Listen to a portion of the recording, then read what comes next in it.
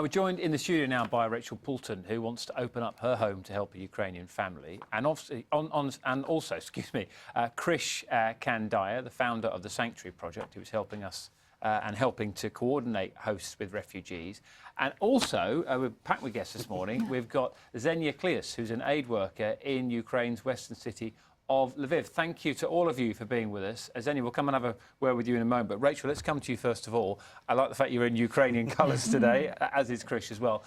What is it that has inspired you particularly to get involved in this campaign and to try and help Ukrainians? Well, I think we've all seen these harrowing, terrible photos and footage, and it just makes your heart break for these people who are in this situation. So, of course, we want to reach out in compassion. And it is something you've done before, isn't it? Give us an idea of your own situation at home. We've actually been looking after young refugees for the past 5 years in our home, and yeah, we want to do more, and we would love to welcome a Ukrainian family. We've signed up with Sanctuary Foundation, and we're just waiting for the go. Krish, so there you have. Somebody signed up already. She's amazing. Yeah. She's one of my favourite people on the planet. Yeah, I'm not surprised. How is it going to work, and how will you be involved? Well, the scheme opens today. That scheme is only going to be really available for individuals and families who can accept someone into their house, and they need to know someone in Ukraine. But most people don't know people in the Ukraine, and we've had 11,500 people sign up at sanctuaryfoundation.org.uk to say we want to help. So we're going to help connect people with people in Ukraine that need to come here. There's been such an incredible outpouring of generosity from our nation, and here's a really practical way that people can help, because without a sponsor, people can't come from Ukraine to the UK. Give us an idea of the logistics of all that, because we were speaking to a businessman earlier on in the programme, and he said, they've got homes, they've got money, but they're unsure of how exactly to do it, what the next step is. Yes. If there's somebody watching this morning thinking, I want to get involved in that, how easy is it to sort of get into that process? Well, we've made it really simple. Just sign up on our website, sanctuaryfoundation.org.uk, and we'll walk you through the process. The process is being revealed today, and it's likely to come out in bits and bobs. So, for example, businesses, we've had, I think, 200 businesses say they want to help, but the government scheme isn't ready for them yet. But we can warm them up so that when the government's ready, we can rush in and offer our support. Xenia, let's come to you, if I may. What's the situation where you are in Lviv, and how have you been able to help people? Lviv is overloaded with refugees from all of Ukraine, because it is closer to the border, and we're trying to provide shelters, at least for people to stay overnight and then to get on the next train or bus to Poland or towards other countries of Europe. And just how difficult is that? It is pretty difficult, and the railway station of Lviv looks like a big ship in the waves of crowds of people, too many people, and we need this help in transportation and where to go, because Poland is also overloaded.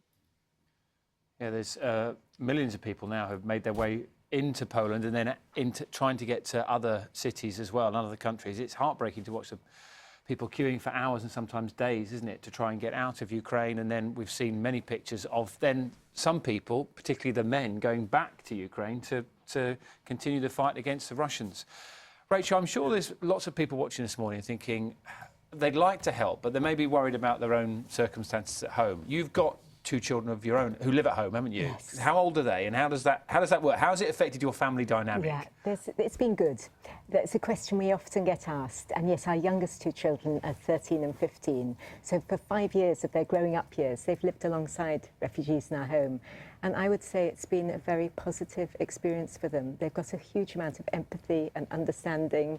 Our daughter met with a local MP recently. She was feeling so strongly about the situation of refugees. Our son, a couple of days ago, we were talking seriously about, families likely to be joining us soon. And he said, well, I don't need my room. He was determined to put a tent up in the garden so that his room could be used. It's been good for the family. It's not always easy. There's sad times. I always say there's a lot of laughter in the home, but there's quite a few tears as well. But I think we're helping them to grow up in the real world and their children with compassion. And Krish, we know, don't we, that when the website goes live today, it is just a case of registering interest at that point, isn't it? It's not, there's no matching happening quickly. How quickly can you then help, and how urgently is help needed? It's needed really urgently. I was on the phone yesterday to a lady trying to get out of Ukraine on a train, and they had to stop it because there was shelling. So it's real life. What we've been able to do by having so many people sign up at Sanctuary Foundation is it's applied positive pressure to the government, cheering them on. Come on, there's so many people want to get behind this. We can help you, and we want to give them a really big ambition. You know, the country of Moldova only has 2.1 million people that live in it, and they've received 100,000 refugees. We have 60 million in the UK. Surely we can do our part to stand alongside those countries and welcome Ukrainians. I think it's important to say as well, lots of people have been supporting, whether that's financial aid to organisations like the Red Cross. There's been millions of pounds donated there. It's also crucial, isn't it, people don't feel pressured into doing something if they can't do that because of their own circumstances. And also to say that there can be, you know, issues down the road. There's all sorts of concerns about who you might get and how that relationship might work. And it could become complicated, couldn't it? So all these considerations, I think, need to be taken into effect. And is that something you've done yourself with your family, Rachel? Yes, I mean, we're not particular experts, we're just a normal family.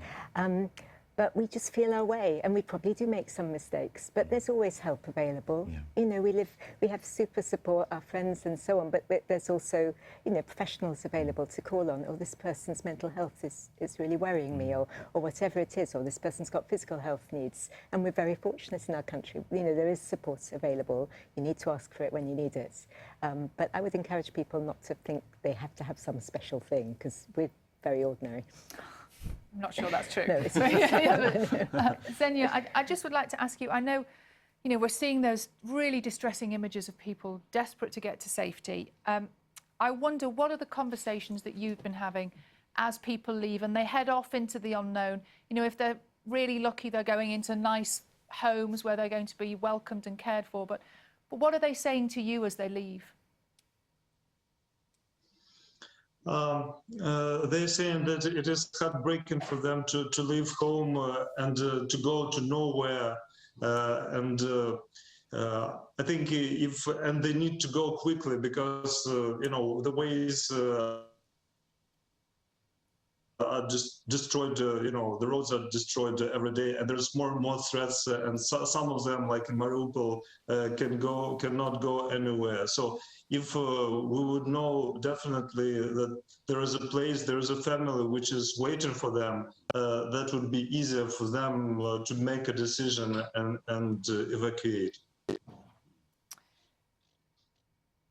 Xenia, thank you very much indeed. I know we just had a little problem with the frozen image there, but what Xenia was saying, I think, was really important, wasn't it? You know, we are ready. Yeah. The country of Britain is ready to welcome families from Ukraine.